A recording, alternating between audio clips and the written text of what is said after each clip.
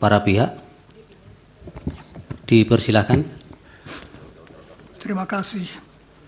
Yang mulia para hakim, berikut ini saya mau memaparkan bahwa dalam kaitan dengan pemilihan umum Februari lalu yang singkat pemilu, ada unsur-unsur yang kalau betul-betul terjadi merupakan pelanggaran etika yang serius, serta apa implikasi pelanggaran-pelanggaran itu. Sebelumnya izinkan saya mengajukan 7 catatan tentang etika. Pertama, etika. Dengan etika dimaksud ajaran dan keyakinan tentang baik dan tidak baik sebagai kualitas manusia sebagai manusia. Etika membedakan manusia dari binatang. Binatang hanya mengikuti naluri-naluri alamiah, tetapi manusia sadar bahwa nalurinya hanya boleh diikuti apabila baik dan bukan tidak baik. Apakah seseorang itu baik atau buruk diukur dari apakah ia hidup secara etis atau tidak. 2. Hukum. Tuntutan-tuntutan paling dasar etika sejak ribuan tahun dituangkan manusia ke dalam ketentuan-ketentuan hukum. Misalnya larangan untuk menyiksa orang lain. Jadi tidak memperhatikan hukum yang berlaku dengan sendirinya merupakan pelanggaran etika. Saya tidak masuk masalah konsensus objekto. 3. Etika dan hukum. Agar manusia dinilai baik secara etis, tak cukup ia tidak melanggar hukum. Etika menuntut lebih, yaitu agar manusia selalu juga apabila tidak ada ketentuan hukum, harus berbaik hati, jujur, caring, bersedia memaafkan, adil, bertanggung jawab, dan seterusnya. 4. Etika dan penguasa. Apalagi itu berlaku bagi seorang penguasa, misalnya seorang presiden. Tak cukup asal ia tidak melanggar hukum. Dari seorang presiden dituntut lebih. Presiden begitu berkuasa, ia bisa memberi perintah menentukan keselamatan dan kegagalan hidup dan mati seseorang. Agar kita mempercayakan diri ke tangan orang yang begitu berkuasa, agar kita merasa aman dengan dia, seorang presiden harus membuktikan diri sebagai orang yang baik, berwawasan kebangsaan, bijaksana, jujur, adil. Dari seorang penguasa tertinggi harus dituntut standar etika yang tinggi. 5. Etika dan presiden. Presiden adalah penguasa atas seluruh masyarakat. Oleh karena itu ada hal yang khusus yang dituntut daripadanya dari sudut etika. Pertama, ia harus menunjukkan kesadaran bahwa yang menjadi tanggung jawabnya adalah keselamatan seluruh bangsa. Segala kesan bahwa ia misalnya memakai kekuasaannya demi keuntungannya sendiri atau demi keuntungan keluarganya adalah fatal. Maka seorang presiden harus menjadi milik semua, bukan hanya misalnya milik mereka yang memilihnya. Kalaupun ia misalnya berasal dari satu partai, begitu ia menjadi presiden, segenap tindakannya harus demi keselamatan semua.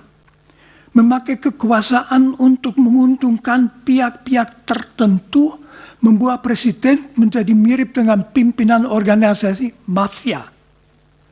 Di sini dapat diingatkan bahwa wawasan etis Presiden Indonesia dirumuskan dengan bagus dalam pembukaan Undang-Undang Dasar 1945.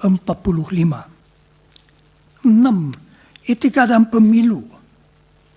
Yang sekurang-kurangnya dituntut dari suatu pemilu secara etis, tentu juga secara hukum, adalah agar seluruh prosesnya, persiapannya, pelaksanaannya, serta pemastian hasilnya menjamin bahwa setiap warga dapat memilih apa yang mau dipilihnya, serta bahwa hasil pemilu memang persis apa yang dipilih oleh para pemilihnya sendiri. 7. Kegawatan pelanggaran etika. Filosof Immanuel Kant memperlihatkan bahwa masyarakat akan menaati pemerintah dengan senang apabila pemerintah bertindak atas dasar hukum yang berlaku dan hukum yang berlaku adalah adil dan bijaksana. Apabila penguasa bertindak tidak atas dasar hukum dan tidak demi kepentingan seluruh masyarakat, melainkan memakai kuasanya untuk menguntungkan kelompok, kawan, keluarganya sendiri, motivasi masyarakat untuk menaati hukum akan hilang. Akibatnya hidup dalam masyarakat tidak lagi aman. Negara hukum akan merosot menjadi negara kekuasaan dan mirip dengan wilayah kekuasaan sebuah mafia. Sekarang saya ke bagian pelanggaran etika dalam kaitan dengan pemilu 2024. Pertama, pendaftaran Gibran Raka Buming Raka sebagai calon wakil presiden oleh Komisi Pemilihan Umum. Pendaftaran saudara Gibran sebagai cawapres oleh Dewan Kehormatan Penyelenggaraan Pemilu dinilai pelanggaran etika berat. Karena pendaftaran itu dilakukan meskipun Majelis Kehormatan Mahkamah Konstitusi menetapkan keputusan Mahkamah Konstitusi yang memungkinkannya sebagai pelanggaran etika yang berat.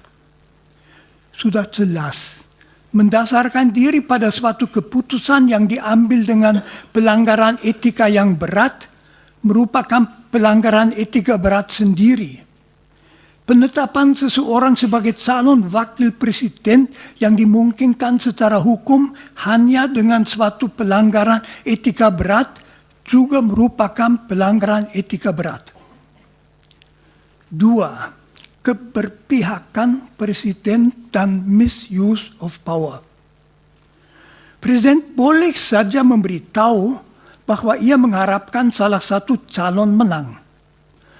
Tetapi begitu ia memakai kedudukannya, kekuasaannya untuk memberi petunjuk pada ASN, polisi militer, dan lain-lain untuk mendukung salah satu paslon, serta memakai kas negara untuk membiayai perjalanan-perjalanan dalam rangka memberi dukungan kepada paslon itu, ia secara berat melanggar tuntutan etika bahwa ia tanpa membeda-bedakan adalah presiden semua warga negara termasuk semua politisi.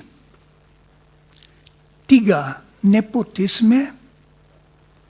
Kalau seorang presiden memakai kekuasaan yang diberikan kepadanya oleh bangsanya untuk menguntungkan keluarganya sendiri, itu amat memalukan.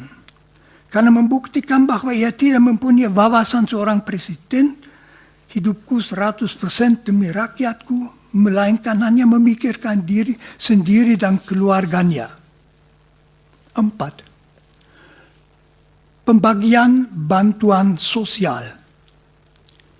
Bansos bukan milik presiden, melainkan milik bangsa Indonesia yang pembagiannya menjadi tanggung jawab kementerian yang bersangkutan dan ada aturan pembagiannya. Kalau presiden berdasarkan kekuasaannya begitu saja mengambil bansos untuk dibagi-bagi dalam rangka kampanye paslon yang mau dimenangkannya, maka itu mirip dengan seorang karyawan yang diam-diam mengambil uang tunai dari kas toko. Jadi itu pencurian, ya pelanggaran etika. Itu juga tanda bahwa ia sudah kehilangan wawasan etika dasarnya tentang jabatan sebagai presiden, yaitu bahwa kekuasaan yang ia miliki bukan untuk melayani diri sendiri, melainkan melayani seluruh masyarakat. 5 dan terakhir, manipulasi-manipulasi dalam proses pemilu yang jelas. Kalau proses pemilu dimanipulasi itu merupakan pelanggaran etika berat karena merupakan pembongkaran hakikat demokrasi. Misalnya kalau waktu untuk memilih diubah atau perhitungan suara dilakukan dengan cara yang tidak semestinya. Praktek semacam itu memungkinkan kecurangan terjadi yang sama dengan sabotase pemilihan rakyat, jadi suatu pelanggaran etika yang berat. Terima kasih. Terima kasih, Romo. Dari